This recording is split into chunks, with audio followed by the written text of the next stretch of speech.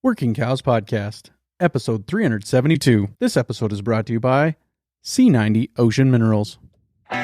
Welcome to the podcast that gives producers a platform to discuss and share paradigm-challenging practices. Practices that have increased the effectiveness of their operation and the joy that their families have received from this lifestyle.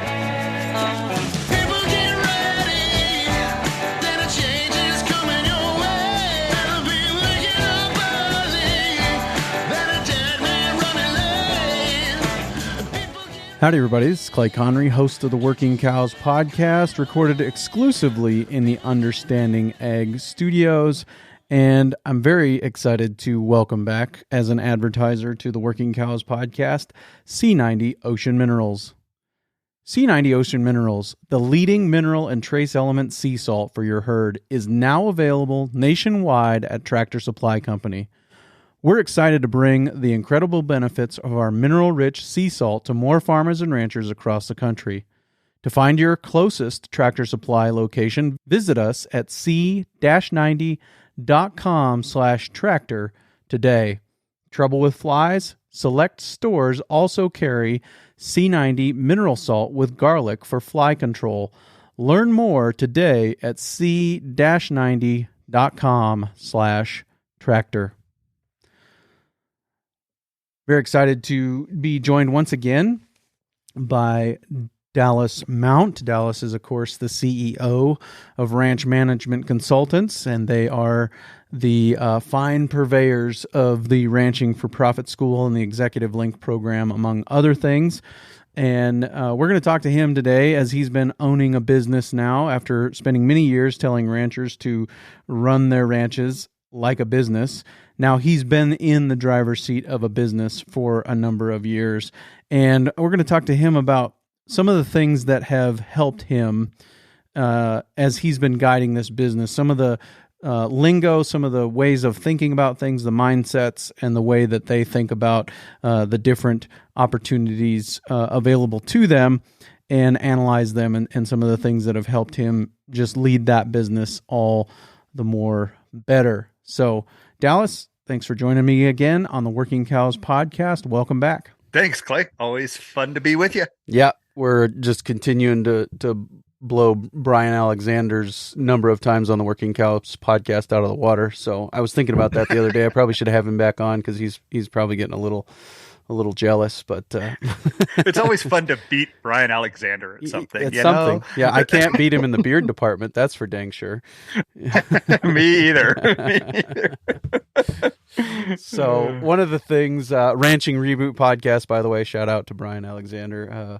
One of the things that, actually what inspired it is, as I was preparing to be on Jared Sorensen's Profitable Regeneration Profitable Stewardship podcast, I was listening to you on there, and you were mentioning some things on there that have been kind of helpful as you have been managing Ranch Management Consultants, and just some of those ideas of now you've been teaching ranchers to look at their ranches as a business for all these years, right? Even back to your time with Extension and, some of that. So you've been teaching ranchers this for a long time, but now you are also a business owner and making some of those decisions that affect your own personal bottom line as a business owner. And I was just kind of wondering, how has that changed your perspective on the way you teach? Has it changed anything significantly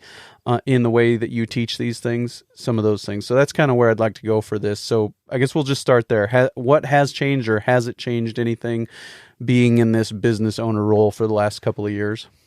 Yeah, cool. Good question, Clay. Well, thanks.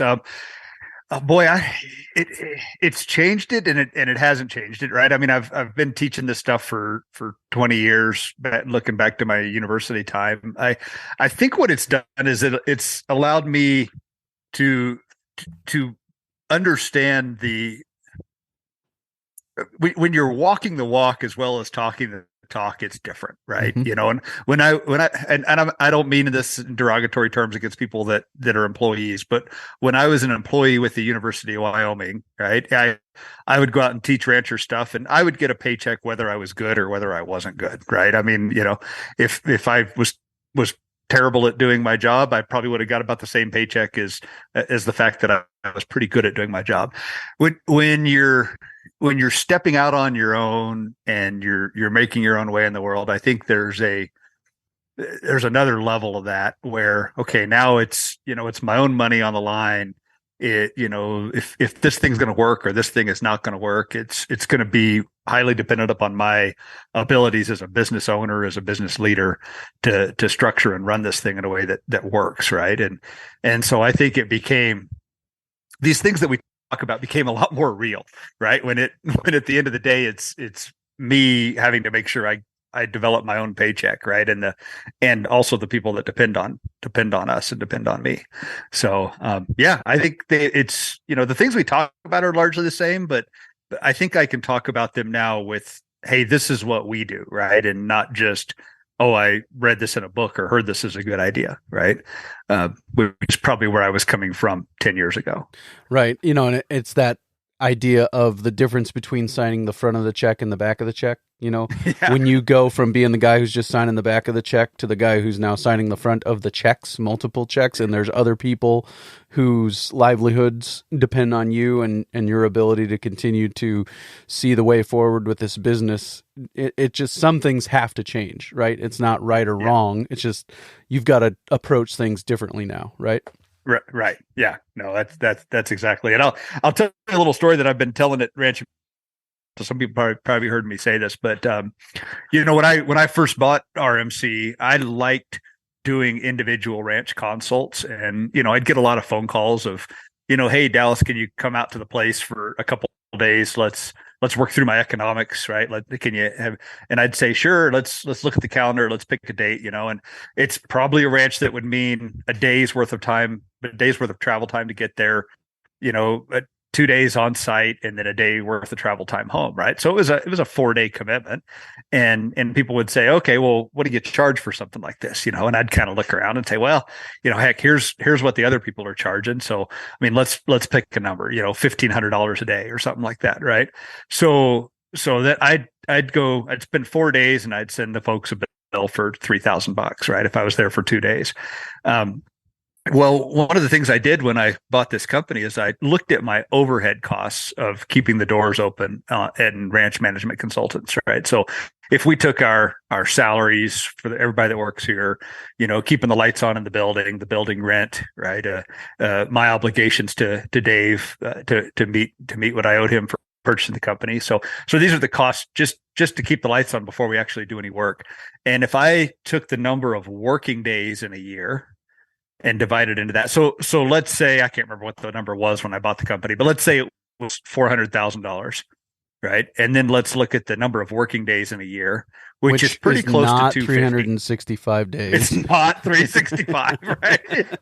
Yeah, everybody else is thinking, 365. No, let's look at the number of working days if you're a reasonable person, all right? So, if you figure weekends and some holidays and some time off, right? 250 is a pretty close number to use, right? So 400,000 divided by 250. I mean, if it were 200 working days in the year, the math's easy, right? $2,000 a day. And now, my number was maybe, 1,750, something like that, whatever it was. Mm-hmm. That would kind of slap me across the face, right? Look, if it's my job as a leader in my business to structure our business that, every day we're producing more than that in margin. Right. So, I mean, that's a pretty big slap in the face. So, these things that I enjoy doing that feel like they're really good at creating value. I mean, $1,500 a day, heck, that's good wages. But when you've chosen to structure a company, I mean, I've chosen to buy RMC, right? I've chosen to structure a company that has this level of overheads. By doing that, I've now got to focus my time on creating things that actually move the needle, right? And I see a lot of people who we work with, ranches, right? I mean, what are you look at most ranches, what's their daily burn rate, right? How much money do they go through a day? And a lot of ranches, it's $2,000 to $3,000 a day. Is if you take the total amount of money leaving the business divided by even 365, right? And so it's your job as leader of your business to structure it so that that business is creating significant value every day, right? And I think so many times we get caught up in the, oh, I'm going to save $100 by doing this. Well, slap yourself across the face, right? Because $100 isn't going to move the needle, but it's your job to create significant value in your business.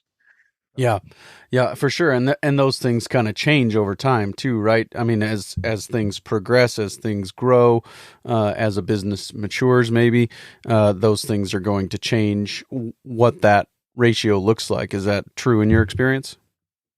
Absolutely.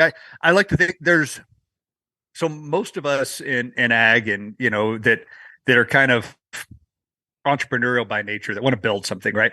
We start off early in life and early, maybe in your 20s. What you have is you have your ability to get out there and hustle, right? And to physically work and to physically do it, right? And that set of skills takes you so far, right? But then there is a point where those skills can only take you this far. And in order for your business to grow, or depending on what you want to do. I mean, maybe some people are very happy just having a very simple life, right? And there's nothing wrong with that at all. But a lot of the people that we talk with want to build something that's bigger than themselves, right? Want to build something that can involve others, that can grow, that continue to. If that's what you want, then at some point that strategy of hustling, working in it, I can do it all myself. I can figure out how to fix this stuff, right? That strategy will only take you so far, and then you have to adapt and change, right? And that's a very hard thing to do. That was very hard for me. I'm frugal by nature, and if I can do something myself instead of hiring somebody to do it, that was always my default, right? I mean, you just think about things around the house and things with your vehicle and things outside, right? When something breaks, it was my nature to, okay, I'm going to figure out how to fix this. Right. I'm not going to take it to town and pay somebody to do it. I'm going to save, $1,000 by fixing this myself, even if it takes me a week. Right. Well, that'll help you when you're starting out and you're broke. But at some point, you've got to change that philosophy if you want to turn this thing into something that's bigger than yourself. And that's been a hard adjustment for me. That's, it goes against my natural nature and, goes against my propensity to be frugal. So, yeah. Well, I've had to be intentional. So. A couple of different things to think about there that I think kind of help frame this is like if a billionaire stops collecting interest on his wealth for the amount of time it takes to him to bend over and pick up $100 bill, he loses money. Right. Yeah. Or to put it maybe another way that's a little bit easier to understand, if I need to generate $2,000 a day, and we're just, let's say a 10-hour working day, that's $200 an hour. So if I spend time working on a lawnmower rather than just taking it to somebody who can fix it, even if they're going to charge me $100 an hour to fix it, if I spend 4 hours working on that, there's $800 when it would have cost me $200 to have him fix it. Some of these perspectives I think are helpful ways to think about these things. Yeah. Yep. I think it is too. Now, I mean, anybody that knows me knows I like to spend time working on stuff. Right. And I think we have to be intentional though, is that time recreation, or is that time actually time taking away from doing the higher value jobs in your business, right? Like I like to come into the office early in the morning. I like to be thoughtful, get that stuff done. And, oftentimes in the afternoon, you'll find me out tinkering with a project or something. And to me, that's recreation, right? Mm-hmm. It's kind of that escape. It's kind of those things. So, but if my business wasn't being successful, right, somebody should be slapping me around saying, what are you out here screwing off for? Get yourself, let's go figure out how to fix this thing, right? Yeah, and you've intentionally surrounded yourself with people who do that. That's their job, right? Is to look at the business and say, "Hey, what's up here?" Right? I mean, you've got that board in place for that for that purpose. Yes, we get outside perspective into our business every year. Yep. And there'll be links in the show notes page today, of course, to Dallas's previous episodes, but on that topic of having outside eyes on your business, specifically check out the one on the Executive Link program, because that's what that program is basically for, is to give ranchers the opportunity to have those kinds of relationships where somebody's looking at your business with unbiased eyes and trying to help you make better decisions. So go check that out in the show notes page for today, for sure. And we'll continue on here on this discussion and just talk about, you mentioned overheads, and overheads are always going to be one of the predominant challenges for ranch businesses as I understand it. Is that right from your perspective? Yeah, it is. When we look at, we get to see hundreds of ranch books, accounts every year and get a look into those and kind of see, okay, where the problems lie. It's very common for ranches to have way too many overheads for the amount of gross product that they're producing. So we call that the overhead ratio, relative to the amount of gross product. For people that aren't familiar with our lingo, gross product is similar in some ways to gross revenue, but it pushes together cash income and inventory adjustments, right? So, in traditional business, they're going to say, okay, you've got this much gross revenue. How much of that is going to service the fixed cost of your business? So it's a similar ratio that we're talking about. So in a lot of the ranch businesses we work with, overheads are just eating up those businesses, right? And many of it, we get ourselves in these situations, right? Because oftentimes we're running multi-generational businesses in agriculture, and as a generation, as management tends to mature, I'm trying to put this politely, right? we start surrounding ourselves with things that make the work easier and more comfortable, right? And oftentimes that means adding additional overheads, right? The perfect example is the cabbed 4-wheel drive tractor instead of sitting in the old open cab piece of junk that we used when we were broke, right? And so then we take this business that's now, a mature business that's got a high amount of overheads, and now we hand it to the next generation and say, okay, here's this mature business with enormous amounts of overheads.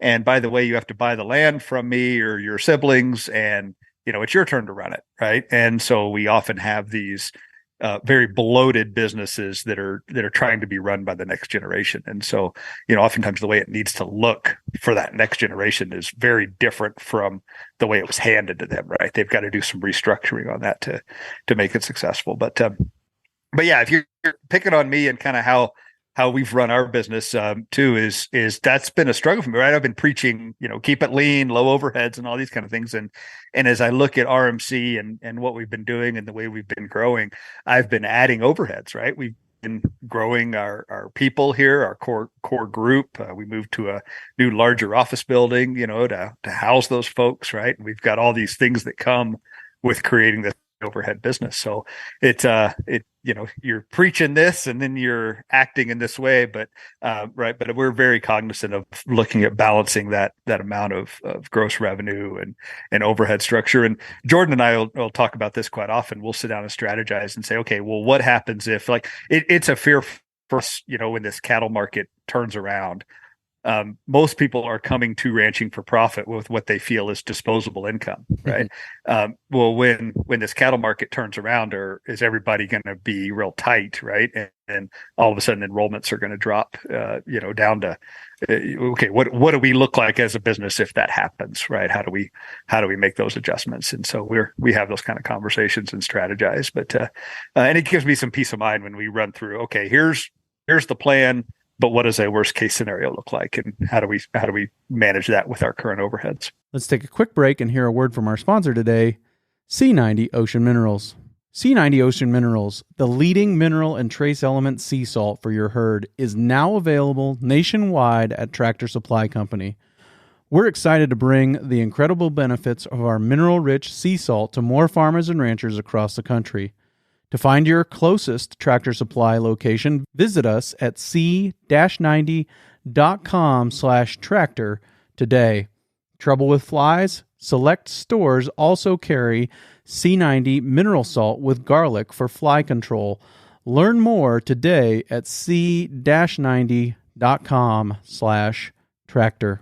Yeah, and so how do you think about the hiring piece of that then when you're looking at this from the business owner's perspective and some of those things, thinking about hiring new people, when to bring them on before you need them, kind of how do you time the hiring with the growth of the business? Yeah, that's a great question. And I'm going to just put this out there. I don't know that I have this right. We're doing the best that we know how to do, and we're trying to be thoughtful in how we do it. But I think there's arguments to say maybe that what I'm doing is not the right way to go. So, with that being said, with the bias, we're trying to be early. We're trying to hire before we're in a crisis state. One of the things is, as we look at what we do, it takes a year and a half to 2 years to get somebody a part of our team and then develop them to the point that they can be teaching ranching for profit schools, and leading those by themselves. So it's not like we can just flip a switch and bring somebody on, and then when things go down, we can't. When I'm bringing people on, I'm bringing them on with the intent of, hey, you come and be a part of this team, and we're going to have you. You're pulling your weight, you're adding contributions. We're not going to leave you high and dry. So we're making the decision to hire before we probably absolutely need those folks. I hope that's a good decision as we look down the road. I'd rather be there than be caught on the back foot and, looking at that 2-year time window to, try to get caught up. So I think that's what we need. As one of the things that we talk about in class is a ratio of gross product per FTE, gross product per full-time employee. In the business world, again, they'll look at this as gross revenue divided by the number of people on your team, right? It's kind of the same thing. The number in the business world that I hear a lot is $500,000. $500,000 gross revenue per full-time employee. What we teach at Ranching for Profit is $400,000 gross product per FTE. So they're pretty similar. To most ranches out there are probably running somewhere around 125 to 150,000 gross product per full-time employee, which is part of the reason why their overheads are so far out of whack, right? They have way more people on the payroll than they should relative to the amount of value that the business is actually producing. Right now, I'm not saying, when I say that, I'm not saying that those people aren't working hard, right? They are working hard. Most people are probably working too hard, actually, to be honest. There's either the business is too complicated or the business is not good at creating value, gross product, right? These people are engaged in doing a lot of stuff that's not actually moving the needle. Okay. Yep. So when you look at that, right? Like let's say you're looking at your books and you're like, wow, I'm only $150,000 gross product per FTE, right? I need to fire some people. Might be your thing. Well, actually, could we make an argument that you might actually need to make the problem worse before it gets better, right? And so what I'm saying by that is sometimes the solution to actually creating a business that has more gross product is giving up the low value things that you're doing, right? Either stopping doing them altogether or assign them to somebody else, i.e. maybe hire somebody so that you can be liberated, or somebody that wants to do that stuff can be liberated to do the high value jobs, right?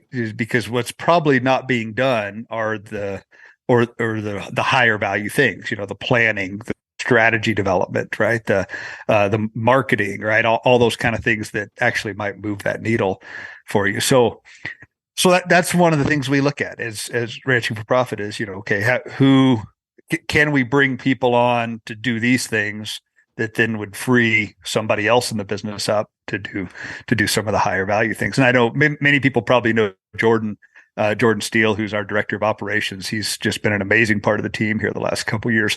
But yeah, when we brought him on, I stepped back on some of the things that I was doing day to day.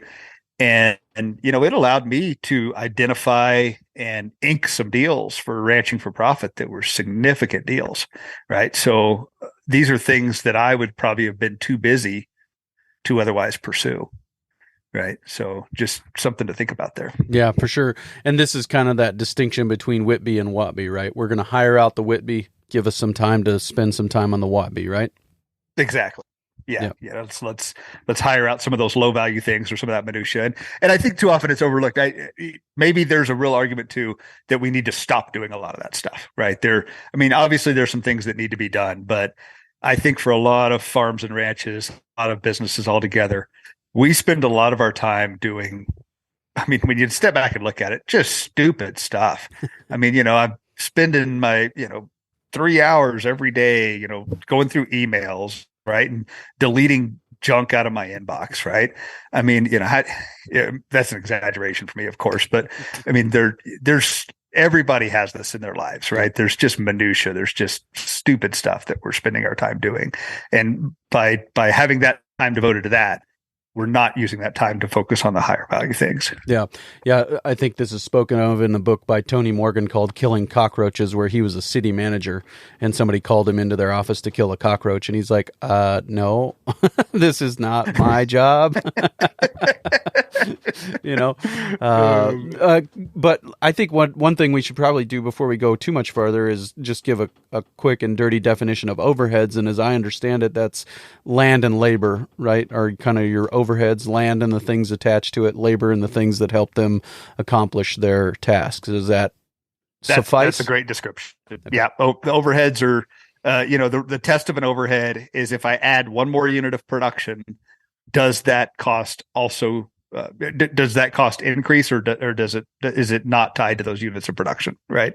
If I add one more unit, if that cost goes up by one, then it's the direct cost. Right. If it doesn't change, then it's an overhead. Your pickup depreciation, your pickup doesn't care if you run 200 cows or 400 cows. Mm-hmm. It depreciates the same. Right. So that pickup is an overhead, right? Your wages as a manager, as a key employee, if, we're going to pay you the same, whether you farm 1,000 acres or 1,500 acres, right? It doesn't matter. So those are all overhead costs. So many farms and ranches have been taught to allocate all that stuff, put everything on a cost per bushel, a cost per ton, a cost per calf. And it gives you bad information when you take your overheads and you allocate them out per unit, because those overheads don't change as the units change. Now at some point, the overheads will either take a big step up or a big step down, right? So when they change, they generally change by big steps. So they need to be looked at separately from the direct cost. Sure. And then one other thing, could you give me an example of a complicated business or a business that's too complicated? You mentioned that when we look at these things, usually it's a sign that a business is too complicated or a sign of something else. Could you give me an example of a business that's too complicated? Oh, man. I don't know that I have a definition that'll fit on the tip of a pen. So here's something that we tend to see. Those businesses that are what we would consider benchmark businesses are the highly successful businesses, the ones that are really, really they tend to do 1, 2, or 3 things really well and at scale.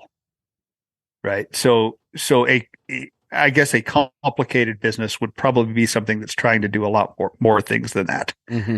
Right. So, here's the example of like a farmer ranch that through well-intended decisions that seem right have created just a complicated mess. Right. Is okay. We were maybe mom and dad had a cow calf business and we were selling calves. Well, when it came down to fall time and I was going to go sell those calves, well, I wasn't getting enough money for those calves and somebody further down the line was making more money. So I'm going to keep my calves and I'm going to make yearlings out of them now. Right. Now I'm going to sell 8, 9 weight yearlings. Well, when it came time to sell those yearlings, right. Well, somebody down the line's getting money for taking those yearlings to finishers. So I'm going to grass finish my yearlings and sell grass fats. Right.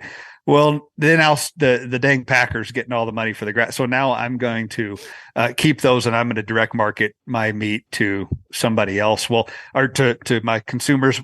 Now I'm advertising quarters, halves, wholes, and when I'm delivering these, my clients say, "Well, I'd like to just buy a package of ground beef from you," and so now I start selling individual cuts, and I've got freezers and inventory management, and now when I'm delivering my beef to my consumers, they say, "Oh, do you also have chicken?" Right. So, or I'd like to buy eggs from you. So now I go home and I start egg mobiles. Right. And so pretty soon you kind of take this down the line, right? How many enterprises are going on in my ranch? Well, let's say I've got cow calf, I've got stocker, I've got finishers, I've got my meat business, and my meat business has my home raised. It has the stuff I'm brokering in, and now I've got inventory management. I need websites, I need procurement systems, I need freezers, I need trucks, I need somebody to go sit at the farmers market on Saturday. All right, so now I've got a business that's maybe still only doing $1 million to $2 million of gross revenue, and I've got 14 different enterprises layered on it. And when I look at my books at the end of the year, I don't even know where the heck the money's coming from, much less where my costs are occurring. I can't break this thing down into my enterprises, right? And every day I wake up and I've got 1,000,001 things to do on my to-do list, and I don't know which way to start, right? Versus a simple business would be, we do X and we do X and Y, right? That's what we do. Here's our thing. Now, we're going to, this year X looks this way, next year X looks this way, right? That's what I mean by a complicated versus a simple business. Yeah, for sure. And I think that it's always the temptation, right? Well, I read a great book, or I watched a great YouTube video, or I listened to a podcast, and now I'm going to change my business, or I'm going to add this enterprise. And like you said, 1, 2, or 3 things really well at scale. And both of those things are important, not just one or the other. You can't just be at scale or doing it well. You need to do both. And that helps with a lot of those. I mean, let me make a couple of clarifying statements here. I'm not saying don't consider new enterprises. I mean, I think every business every year should be sitting down and saying, hey, should we be doing this? Should we be doing that? Should we be, right? And we should be looking at all these things now. Of the 14 good ideas that come up in front of you, maybe one of those actually gets pursued, right? And of those things, right, we're going to vet that idea ferociously, and we're going to have, I think, an important testing question when we look at new enterprises is, if we're going to do this enterprise, it must produce a gross margin of at least, you fill in the blank, within 2 or 3 years. Mm-hmm. Right. So, I mean, if we're talking a $2 million business, that new enterprise better do at least $250,000 within 2 or 3 years. Right. Or it's just a distraction. I mean, it would be silly for Ranching for Profit to pursue a new enterprise that produced a $5,000 gross margin. I mean, that would just be nice, right? So we need to pursue things that can actually move the needle, right? So if you're a 600 cow ranch, right, selling 2 beef a year is not going to move the needle for you, right? Yeah. Talk about some of the things that you've learned in experimenting with new projects, new initiatives, some of the things that you guys have started since you took the helm. And am I right? Will it be 4 years in September? Is that right? Let's see. 99, October of 99 is when we bought the company from 19, Dave. Yep. October of 19. So 5 years in October. 5 years. Wow. Yeah. So 5 years in October. So nice. it's man, things are moving quick. The years tick by. Let's see. That little talk I was just giving about considering new enterprises, we've put a lot on the board, and we've vetted those things and thrown them against the wall and see what sticks. And some of them have stuck nicely, and others have died a death in the boardroom or died a death after trying it once or twice. Right. If you can kill it in the boardroom, that's the cheapest place to kill it. That's the cheapest place to kill it. Yeah. But when early on, when we bought the company, I said, one of my ideas is Ranch Management Consultants. We need to have a consulting arm. And that's the name of our company is Ranch Management Consultants, and we don't do consulting. So I thought we needed to do that. and I got some people around me. We built a business model around doing consulting, and we even went so far as to approach some people about being on the team for that, and then started to put it out there. And it was not really the people that were wanting to do it wanted to be very selective about who they worked with. The people that were calling in to hire us were not the clients that they wanted to work with. So it was the awkward conversation of all that. So we just kind of said, you know what, the people who we want to work with, which are the ma and pa size family ranches who are, kind of the heartbeat of rural America. We couldn't come up with a pricing model that was attractive to those people, right? Sure. Our overheads and our business structure did not allow us to build something that they felt like they could afford. Right. So we kind of walked away from that, and that was one of the ones that died an early death before we spent a lot of money on it. So some of the stuff that's really worked well, there's a couple of things that really jump off that are things we started. One of those is something that just happened last week, is the Young Adult Ranching for Profit School. 18 to 25-year-olds. We do about 2 or 3 of those a year. We do one that's hosted in-house that we put on. Jordan just taught that last week with, actually, I think we have 5 instructors that went and taught that. Jordan's the lead from RMC on it. And man, that is such a cool program. It's not a huge needle mover from RMC's stake, but man, it ticks a lot of boxes next to our mission, right? I mean, we feel really good about the work we do when we get 30 to 40 to 50 18 to 25-year-olds together for a week talking about ranching and, how they're going to structure their lives to create the life and the business they want. That's a cool thing for us. So that one's been a lot of fun.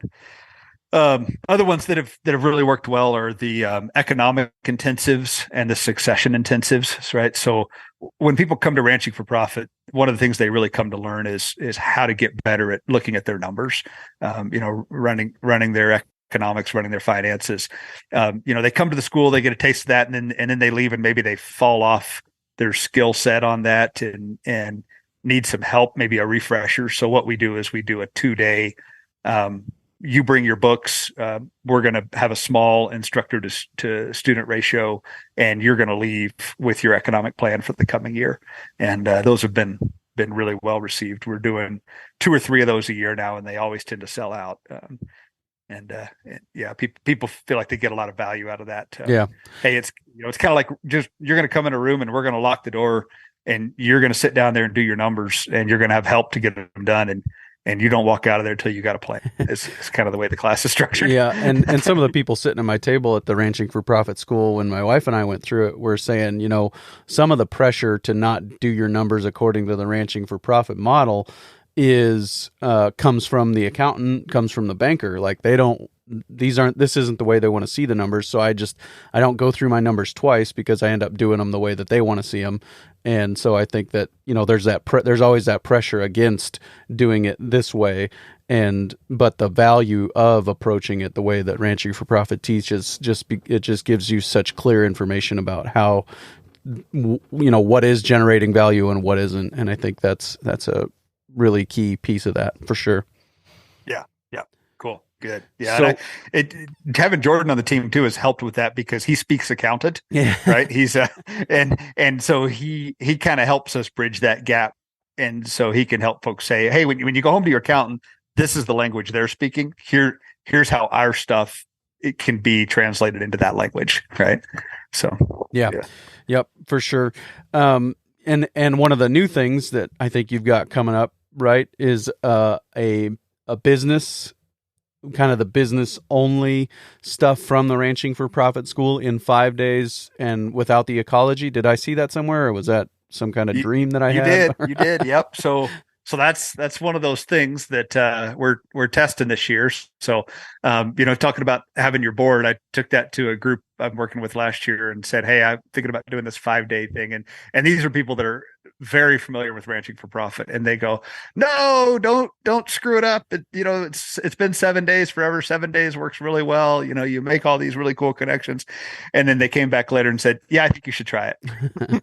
Right. So we're going to try, and the idea is that a 7-day ranching for profit school, that the length of time can be a barrier for some people to think they can come, right? We get a lot of people that say, I can't get away from the ranch for, if you got a day of travel on either side, it's a 9-day commitment. Right.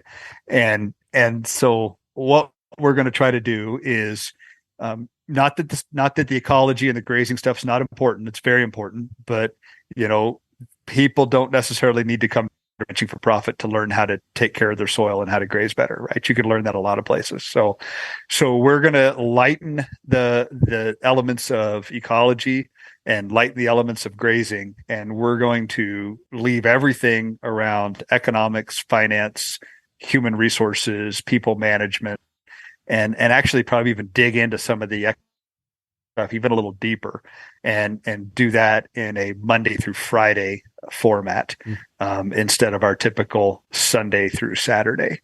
And so the idea is we're going to do 3 schools that way this year. We've got our Phoenix, Arizona school in December. We're going to do one in the UK in November, and then we'll do one in Saskatoon in February. And each of those are going to be a 5-day format. So we're going to really zero in on the economics and finance and those pieces. And then at the end of this year, we'll come back and evaluate. And, we're going to have different instructors at each of those schools, and kind of, have a lot of folks to be able to weigh in and say, okay, what do we think? And the idea is we're either going to stick with the 7-day, or we're going to really lean into the 5-day and probably go all in on that, depending on the outcome from this coming year. Very cool. Very cool. Let's circle back to this conversation, about kind of your experience as a business owner, and talk about a couple of more things on there. Some of the phrases, some of the buckets, ideas that have been helpful for you as you have started to examine this business that you are at the helm of. Sure. Yeah.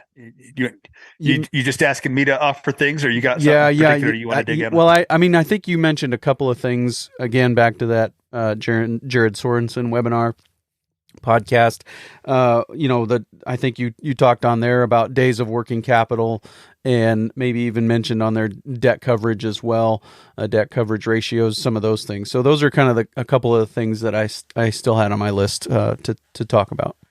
Sure. Yeah. So yeah, those have been helpful to me, and those are elements that are actually new to ranching for profit in the last year and a half. John Haskell's had some great input to us on that. Jordan's been a leader in bringing this stuff in. So these are a couple of financial ratios that are worth examining to see where you're at as a business. And so let's take, for example, the debt coverage ratio. So we've got I'm just going to make up a fictitious ranch. Somebody's coming to us, and they've just sat down and ran their economics, and they're like, "Hey, my cows are really working, right? My businesses are profitable. I'm exceeding the benchmarks from a gross margin standpoint. I want to grow this thing. Can I buy the neighbor's place? It's coming up for sale, right?"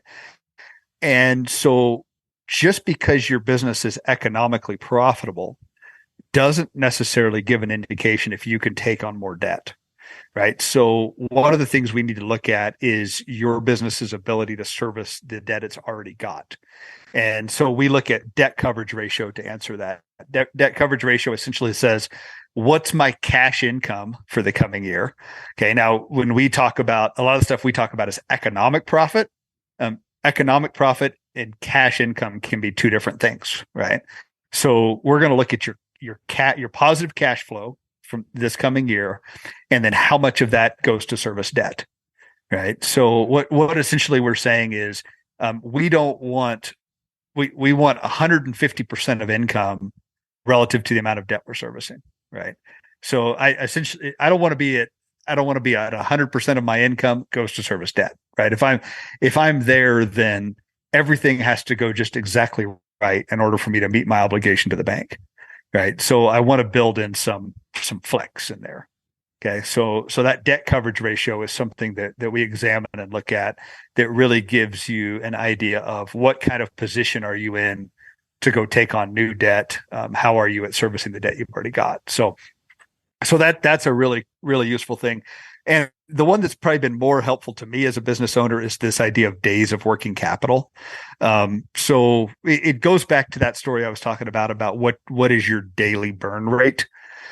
So if you sit down and figure out your total cash costs to keep the doors open in your ranch for a year and then divide 5, that will be your daily burn rate, right? So on average, how much money goes out the door every day, right? Now, obviously there's some, for most ranches, that number's higher in the winter, lower in the summer, right? Because we're generally feed costs go up, a lot of that stuff, but it's useful to have that daily burn rate.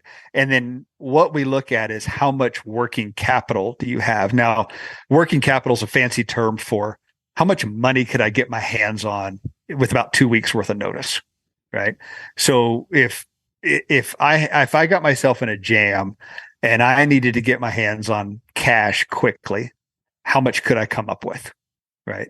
And so the things we're going to think about is obviously cash in the bank, checking savings balances, but then like grain in the bin, calves that are standing in a grow yard, right, that could be easily sold, right? Stuff like that, right? So we take those two numbers, your working capital and your daily burn rate, and that will tell us how many days of working capital you have on hand.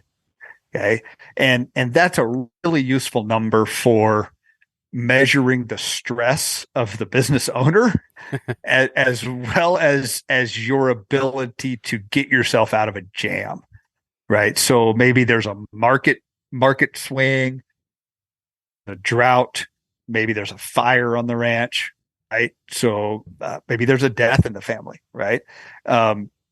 These kind of things that happen cause chaos in the business. And if you've got working capital, now you've got time to weather that, right? To be a little thoughtful about how you go through it. So I'll give an example from my own business. We were talking about it. I bought the company in 99, right? Well, so we had October through February is kind of our main operating season. Dave was very thoughtful in how he transitioned the company. He sold me the company at a time when we're getting ready to do work, right? So we have income. So by the time I got to February, March, we had some money in the business, right? I owed Dave a payment for the business. And I thought about, well, maybe I'll make Dave a double payment is what I thought about that year. Hey, I'd like to knock some of this debt out. What if I just paid Dave twice what I owe him and let's make him a double payment? I decided not to do that. And I put that money in the bank for the company. And I'm paying Dave interest for using that money. Right. So at the time I thought, well, that's kind of silly to pay interest on money that's in the bank, but I think I'd like to have a little bank. Well, what happened in March, April, May, right? COVID happened. And I kept thinking, a couple months, this thing will blow over. We'll be fine. By the time fall rolls around, it's time to do work. We'll be up and going. Well, you guys all know what happened, right? Rural America was delayed in getting COVID. So by the time it rolled around, when our really delivery season started, is when COVID was really actually hitting rural America. So we had a full year of very much in flux, about our income stream. And if, first of all, were we even going to be able to do work? If so, what would that work look like, right? What was that going to be? So I was so thankful that I did not make Dave a double payment that first year, because what it did is it gave me time to manage through a challenging situation, right? And so that's just an example of that. Is that days of working capital. How much do you have on hand to get yourself out of a tight situation? Yeah, no, that is a helpful one to think about for sure. Appreciate that. Anything else that you've really found indispensable as far as just this transition into business ownership and some of the things that have been real helpful to you? Oh, I guess something I'd like your listeners to think about is, and I've been thinking a lot about this too as well. It's our job as leaders in our business, as people that are, at that position, to make ourselves irrelevant as soon as possible. So, I've got some awesome people that I have an opportunity that are part of this thing. And it's really my job as a leader of this business to empower them to step into many of the things that I've been doing. Right. And so, how do we operationalize that? Right. We're thinking about that here, but, I think of all the businesses that I look up to that are very successful, right. It does not have a leader that's hanging on, trying to find relevance for themselves in perpetuity. Right. It's generally those people who are helping empower and grow others, so that they can step into those leadership roles. So we're working on that as a business now. I still want to be, involved in this thing, but I sure don't need to be the captain of the ship forever and ever. Right. And, so that's something we're thinking about how to do. Yeah. Very good. Well, Dallas, as always, appreciate your time. And there'll be links in the show notes page, as I said, to previous episodes, ranchmanagement.com and everything else. And people can go there and heck, even join Ranch Management Consultants in going transatlantic with a school in the UK. That would be an interesting one, I'm sure. That's right. Yeah, they're a lot of fun over there. I imagine some of them are going to be listening to this. So they gave me some heck for some of my expressions, and the one they thought was the funniest is when I said hot dog. they liked that. They were all picking on me the whole time for my funny expression. So it would be fun to have some ranchers from North America go over to the school in the UK, and we can make fun of their bloody expressions. Yeah, right. No, I got in trouble when I had Bob Havard on for calling his place a ranch. And they're farms. And that has helped me where we see the English influence kind of wane as we cross the 100th meridian and we get into the Spanish influence in the West. They're ranches, right? And that's kind of helped me figure that out. Oh yeah, that's why that language is different from one place to the next. But yeah. For sure. Well, yeah. Anyways, thank you so much, Dallas. Appreciate your time today. You bet, Clay. I appreciate all you do. Very good stuff there, as always, with Dallas. Really appreciate his perspective and just kind of the way that he continues to analyze his experiences and learn from them and grow as a business owner himself and helping others to do the same through the schools and programs that they run there at Ranch Management Consultants. Very excited to be joined next week on the Working Cows podcast by Leanne Fuchs.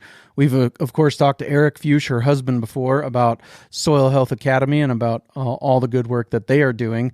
Now we're going to talk to Leanne, Eric's wife, about our approach to human health. She is a chiropractor, among other things, and we're going to talk to her about a more natural approach to human health because, as I understand it, profit isn't worth a whole lot if you're not healthy enough to enjoy it. So we're excited, looking forward to that episode coming your way real soon on another episode of the Working Cows podcast. We'll see you then. We invite you to visit workingcows.net to subscribe to the show via iTunes or Stitcher. You'll also find detailed show notes pages, resources from our guests, and the industry leaders who have influenced them. For more ideas on putting your cows to work for you in a more profitable way, tune in next week.